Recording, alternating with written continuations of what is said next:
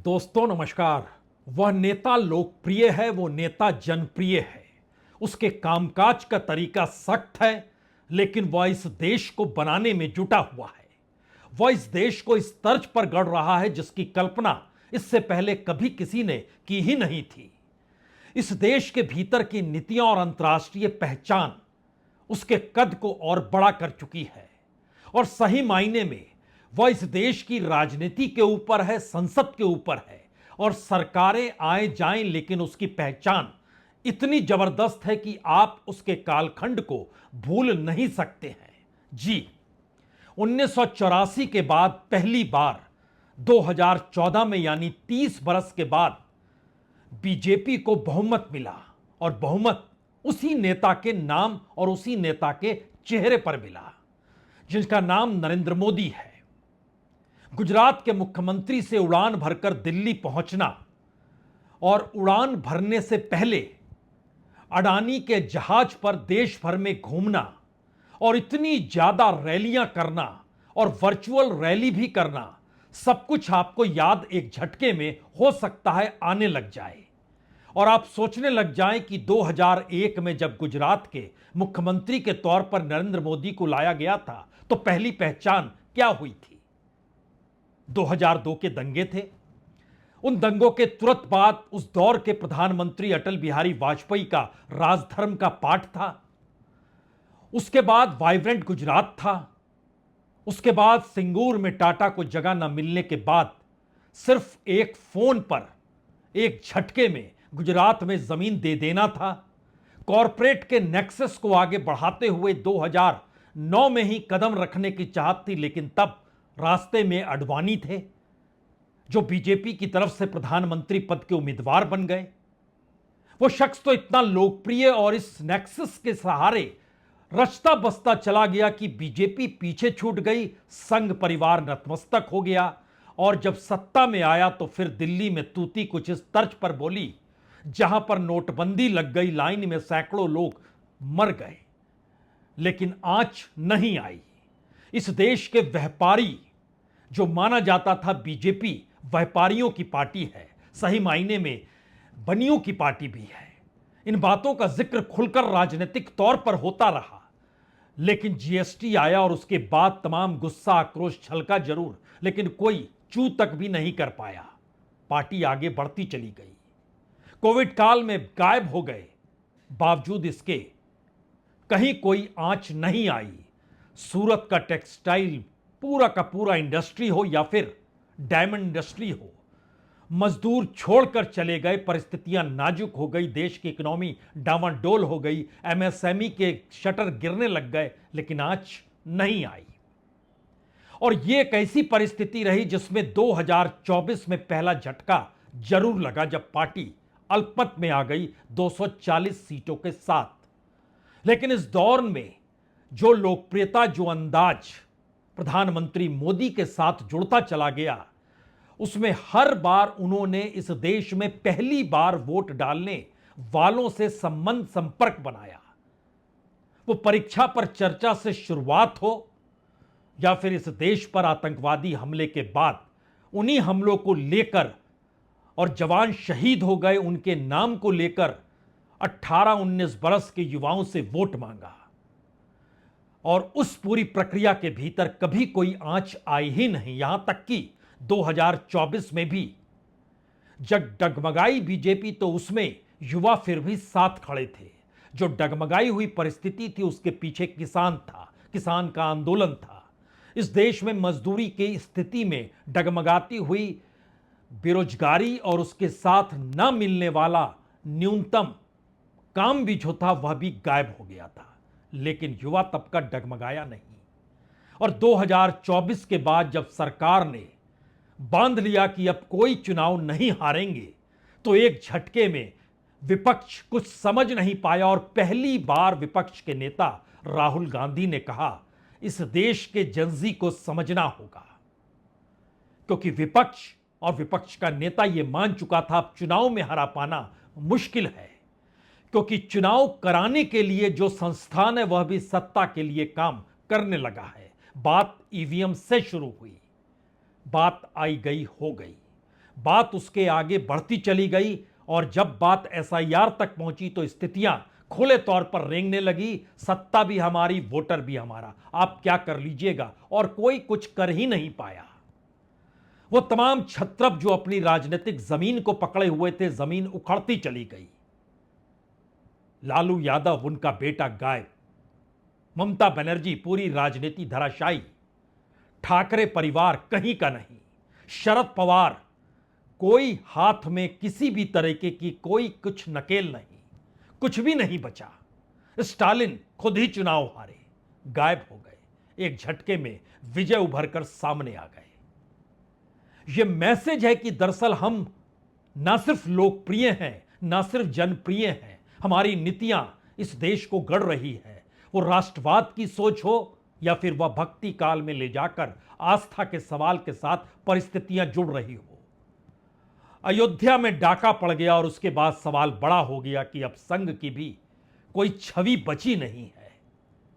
बहुत ही शालीनता के साथ उत्तर प्रदेश के सियासी कदम योगी आदित्यनाथ ने बढ़ाए और अपना कद बड़ा कर लिया। संघ से बड़ा कद उत्तर प्रदेश में धर्म और आस्था और अयोध्या के आश्रय उनका बढ़ गया। लेकिन इस पूरे कालखंड में प्रधानमंत्री मोदी की छवि पर आंच नहीं आने दी गई। छवि की आंच कॉम्प्रोमाइज्ड पीएम के तौर पर अमेरिका के साथ संबंधों को लेकर जरूर उभरी, लेकिन फिर भी छवि बरकरार रही। वो छवि इजराइल के दरवाजे पर पहुंच गई और उसके बाद युद्ध का ऐलान। भारत की गुटनिरपेक्षता गायब हो गई।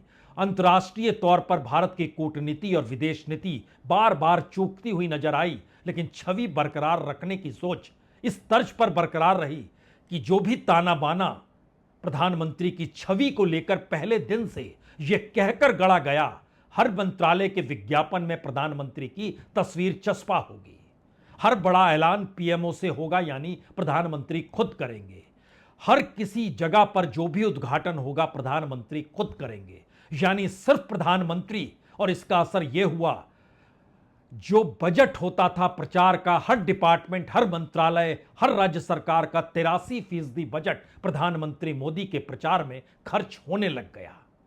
काम हो ना हो, प्रचार पूरा होता रहा।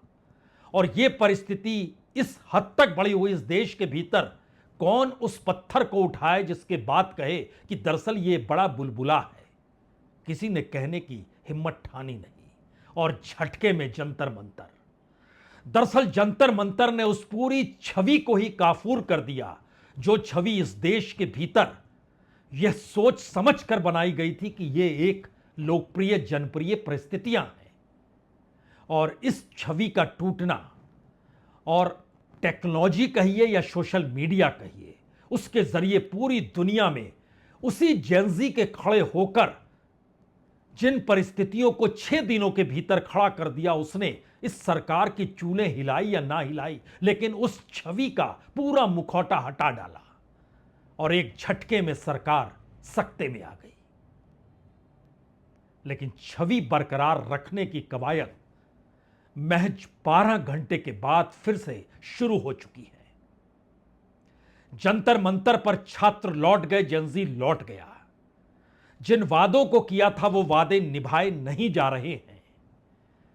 जिन बातों का शोर था छात्रों पर किस तरीके से पैलेट गन के जरिए हमला हुआ, आज उसकी एक दूसरी तस्वीर बिहार में हाथों में AK-47 लिए एक सिपाही की उभरकर सामने आ गई।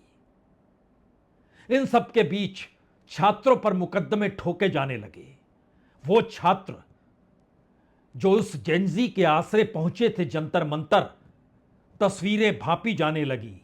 इंस्टाग्राम में जिसके भी जितने भी जिस रूप में चल रहे थे, जो मौजूद जंतर मंतर का एहसास कराते थे, वो गायब होने लगे। एक एक करके सारी चीजों पर नकेल कसने की तैयारी शुरू हो गई। यानी खुले तौर पर जब कहा गया था कोई केस नहीं होगा, वह भी बात खत्म हुई और नई परिस्थितियों में नए तरीके से चीजें आकर फिर से गढ़ने की तैयारी शुरू हो गई। इस छवि को बरकरार रखना होगा और इस छवि को बरकरार रखना होगा तो पहली बार हम जंतर मंतर नहीं समझ पाए, अब समझ चुके हैं। हम तो इंस्टाग्राम पर भी आ गए। अब देखेंगे कैसे चीजें होती हैं। लेकिन इन सब के बीच कॉकरोच जनता पार्टी ने भी कहा आप वादे से मुकर रहे हैं।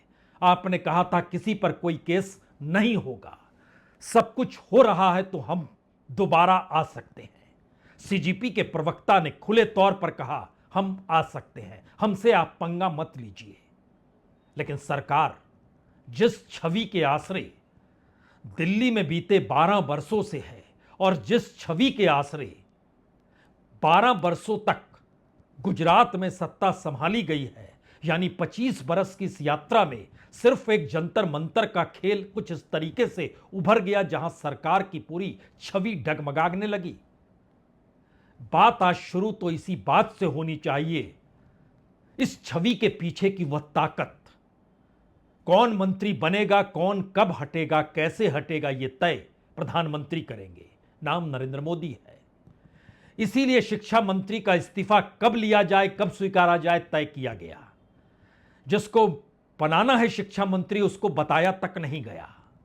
जो शिक्षा मंत्री से हट चुका है उसको राजनीति के दायरे में गुम होने नहीं देंगे। अगर वो गुम हो गया तो फिर बार बार हमारी छवि का जिक्र होगा।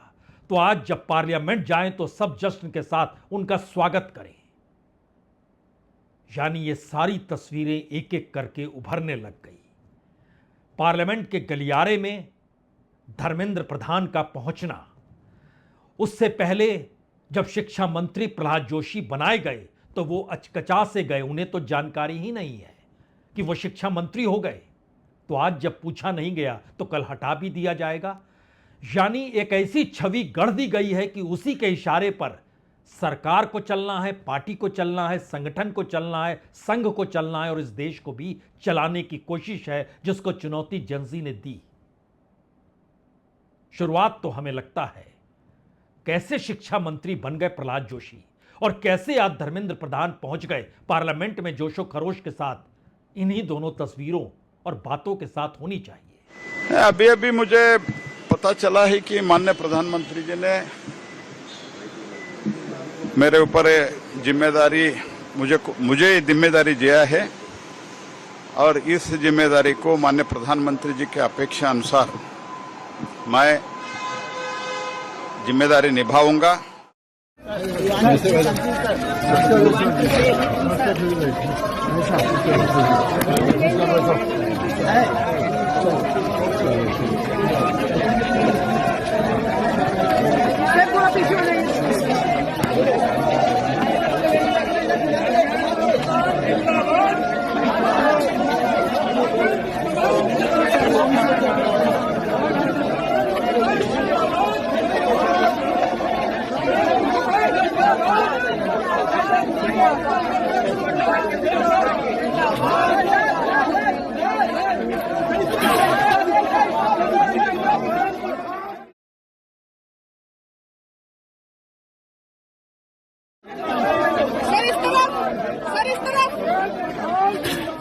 प्रहलाद जोशी के जरिए मैसेज दिया गया कि हमारी उंगलियों पर इस देश के मंत्री नाचते हैं। जिसे चाहे जब चाहे बनाएं, जिसे चाहे जब चाहे हटाएं, वो सिर्फ नाम के लिए है। सरकार हम चलाते हैं, ये मैसेज दिया गया। और उसके बाद धर्मेंद्र प्रधान के घर पर इस्तीफा देने के बाद जितना बड़ा रेला कैबिनेट मिनिस्टर्स, मंत्रियों का और दिल्ली के मुख्यमंत्री तक का लग गया, उसके बाद आज पार्लियामेंट का नजारा भी जो आपने देखा, वो मैसेज है जेनजी, ताल ठोकना है ठोक लीजिए। अब हम समझ चुके हैं, हम अपनी छवि को धूमिल होने नहीं देंगे। और इन सब के बीच विपक्ष अगर कह रहा है कि इस देश के गृह मंत्री को पार्लियामेंट में आकर जवाब देना चाहिए, तो वो जवाब नहीं देंगे। ना गृह मंत्री आए ना प्रधानमंत्री आए, इसमें पार्लियामेंट के भीतर मौजूद राहुल गांधी भी सदन के भीतर नहीं आए। यानी पहले दिन इस देश के शिक्षा मंत्री के इस्तीफे के बाद पार्लियामेंट क्यों चल रही है और उसका होना या ना होना कोई मायने नहीं रखता है। यह मैसेज खुले तौर पर सरकार ने भी दिया और शायद विपक्ष ने उसे समझ भी लिया। इसीलिए तो कहा गया नहीं नहीं कल से चर्चा करेंगे। यानी इस देश की उस जेनजी ने जो बीते 12 वर्षों की छवि और 12 वर्षों के उस कथन को उसने धूमिल कर दिया, जहां कहा गया कि बड़े सख्त हैं, बड़े लोकप्रिय हैं, बड़े जनप्रिय हैं और देश को गढ़ रहे हैं, सब कुछ तो धूमिल हो गया जंतर मंतर पर, उसके बाद भी विपक्ष खड़ा नहीं हो पाया। यानी विपक्ष की राजनीति और सत्ता की सियासत कमोवेश दोनों का रुख एक सरीखा चुनाव को लेकर हो ही जाता है। लेकिन चुनाव जीतेंगे कैसे? इस देश का युवा अगर मुंह मोड़ लेगा तब क्या होगा? मुंह मोड़ लेगा? जी नहीं। इस देश के भीतर कोई नई दस्तक तो नहीं हो जाएगी। और ये धड़कने यह देश जानने समझने लगा है। 6 दिनों तक जितना करंट जंतर मंतर के जरिए इस देश की राजनीति को डिगा रहा था, उसमें जैसे ही जंतर मंतर खत्म होता है उसके बाद पार्लियामेंट, आपको लगेगा ये सोया हुआ है, खामोश है, इसका कोई मतलब नहीं है, इसके कोई मायने नहीं है, इनके पास कोई विजन नहीं है, कोई दृष्टि नहीं है, कोई सोच नहीं है। इस देश को कैसे बनाना है, सिर्फ पारंपरिक तरीके से परंपराओं के आश्रय जो चीजें चली आ रही हैं वैसे ही चलाना है। विपक्ष परिसर में हंगामा शोर मचाता है। उसी परिसर में धर्मेंद्र प्रधान आए और उस परिसर से हटकर बिहार में AK-47 लहराती हुई तब दिखाई दी जब पैलेट गन को लेकर विपक्ष कह रहा है कि गृहमंत्री जवाब दे, और गृहमंत्री जवाब नहीं देंगे। उनका कहना है जो जवाब होगा अब चर्चा में होगा, जो सख्त कानून हम ला रहे हैं। कोई कुछ कह सकता है, कर सकता है क्या? कह और कर नहीं सकता है तो पता नहीं कल क्या हो। अगर विपक्ष जंजी की पीठ पर सवार हो गया, अगर ये लगने लग गया, तो ये सत्ता तो उस मदहोशी और उस बेफिक्री में रहती है जहां पर पता नहीं कल शिवसेना और एनसीपी और टीएमसी की तर्ज पर कांग्रेस के भीतर भी कोई लकीर बीजेपी खींचने ना निकल जाए। अभी तक तो बात सिर्फ समाजवादी पार्टी तक पहुंची है, कल को कांग्रेस उसके दायरे में आ गई तब। यानी अतीत का बोझ सत्ता संभालने वाले वो तमाम विपक्षी राजनीतिक दलों के नेताओं के ऊपर टंगा हुआ है। ईमानदारी और जिसके पास कुछ भी नहीं वो तो जंतर मंतर पर था, आप उसे कैसे घेरते? तो अब तस्वीरें छानी जा रही हैं, मुकदमे दर्ज हो रहे हैं, जेल में डाला जा रहा है और खुले तौर पर सड़क पर उन चेहरों को धमकी दी जा रही है कि अच्छा आप हमारे छवि वाले प्रधानमंत्री पर निशाना साधते हैं। वोट तो उसने भी दिया, 2014 में दिया, 2019 में दिया, 2024 में दिया, लेकिन इस बार तो स्थिति नाजुक इसलिए इस देश में कोई कुछ बोलता क्यों नहीं है। हमें लगता है 2 तस्वीरें यहां पर फिर देखनी चाहिए। एक पार्लियामेंट के परिसर में विपक्ष की कैसी मौजूदगी, और दूसरी तरफ बिहार में AK-47 हाथों में लिया हुआ पुलिसकर्मी।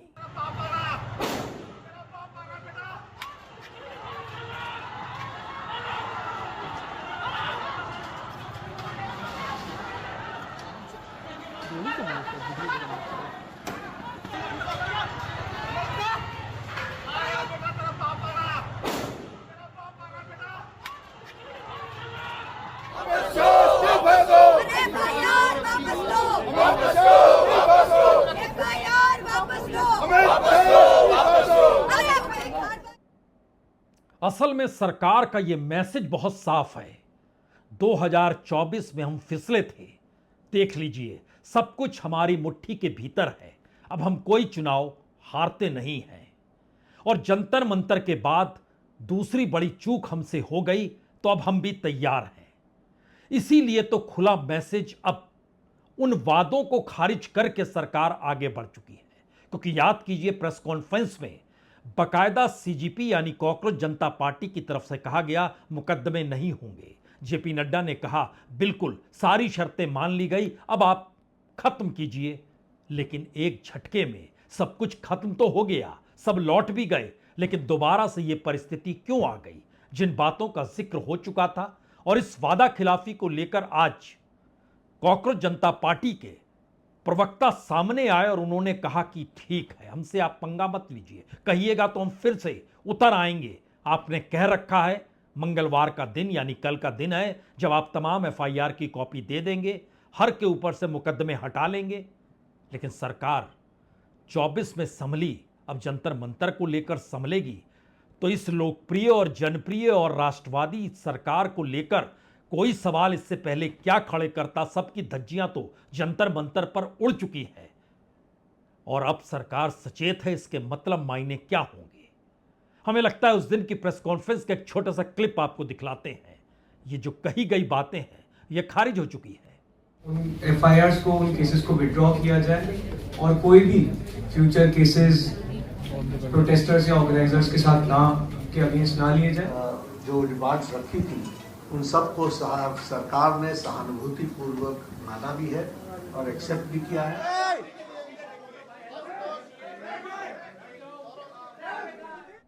संसद के गलियारे में भी फुसफुसाहट है, सरकार तो मानेगी नहीं। समझना तो जेंजी को ही होगा।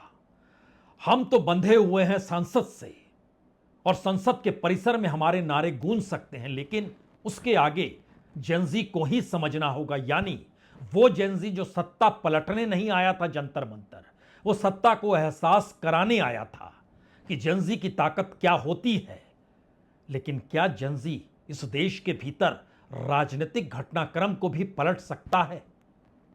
जंतर मंतर ने मैसेज तो जरूर दिया, लेकिन अगर सरकार पहले से अब भांप चुकी है तो अगला संघर्ष कैसा होगा?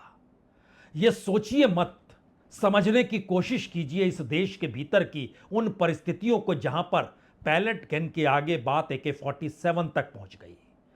इथेनॉल 20 को लेकर मंत्री महोदय अदालत चले गए और कहा कि मेरे परिवार को घसीटा जा रहा है, मैं इन पर कानूनी कार्रवाई करूंगा, आप इजाजत दीजिए। मुंबई हाईकोर्ट इजाजत दे देती है। इन सब के बीच मोहम्मद इरफान जो झुग्गी में रहता है दिल्ली में, वो अपने शब्दों के जरिए गोपाल दास नीरज की कविता का पाठ भी करता है। कारवां गुजर गया, गुबार देखते रहे, और अहमद फराज की कविता का पाठ भी करता है, जहां पे खुले तौर पर वो मैसेज देता है कि इस देश में झुग्गी झोपड़ियों में रहने वाला व्यक्ति, और अगर वो अल्पसंख्यक समुदाय का है तो भी उसकी समझ बड़ी पैनी है। जंतर मंतर ने कई मैसेज दिए, उसके दरवाजे पर मीडिया गया, यहां तक तो बात ठीक है। राहुल गांधी भी उस झोपड़पट्टी में आज चले गए। ताकत जनता की यह होती है या इस देश में कमजोर पड़ता विपक्ष और सत्ता की तानाशाही, जिसने लोकतंत्र के भीतर तानाशाही का एक अद्भुत रचना रच ली है जो इससे पहले कोई कर नहीं पाया। उसका सामना कोई कैसे करेगा? वही जेंजी, वही युवा तबका जिसके पास गंवाने के लिए कुछ भी नहीं है, तो उसको आप डरा नहीं सकते हैं, उसको आप खौफजदा नहीं कर सकते हैं, उसके दरवाजे पर आप ईडी सीबीआई नहीं भेज सकते हैं। यानी एक नई तरीके की परिस्थिति में यह देश आकर फंस गया है, जहां पॉलिटिकल पार्टीज को इंतजार है जेंजी सड़क पर आए। जेंजी सड़क पर आता है तो अब उससे टकराने की ताकत सत्ता दोबारा से समेटती है और कहती है अब आके दिखाओ। और जेंजी कह रहा है इस बार आएंगे तो चीजें राजनीतिक तौर पर पलटेंगे। यह मैसेज इस तरीके से है कि इस देश के भीतर में पॉलिटिकल ट्रांसफॉर्मेशन इस देश की जनभावना से कैसे जुड़ जाए, और उस दिशा में सरकार खुद ऐसी सोच को भी रख चुकी है कि हां, आज नहीं तो कल ऐसा होगा।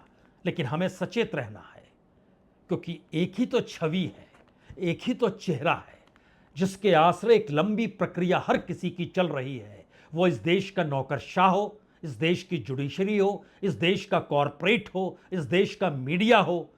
डेमोक्रेसी के सारे पिलर उस सत्ता के पीछे आकर खड़े हो गए हैं जिस सत्ता की छवि को पूरे तरीके से हर पर्दे को जंतर मंतर ने उखाड़ कर फेंक दिया।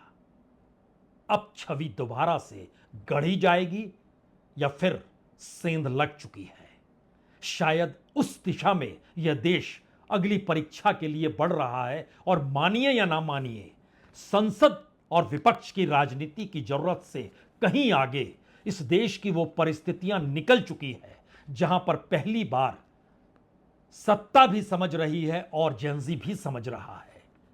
और शायद इसीलिए वक्त कुछ और लगेगा, लेकिन परिस्थितियां पारंपरिक तौर पर नहीं चलेंगी। चुनावी दायरे में जीत हार तय नहीं होगी, होगा कुछ और। ये संकेत खुले तौर पर मिलने लगे हैं। बहुत बहुत शुक्रिया, बहुत बहुत शुक्रिया।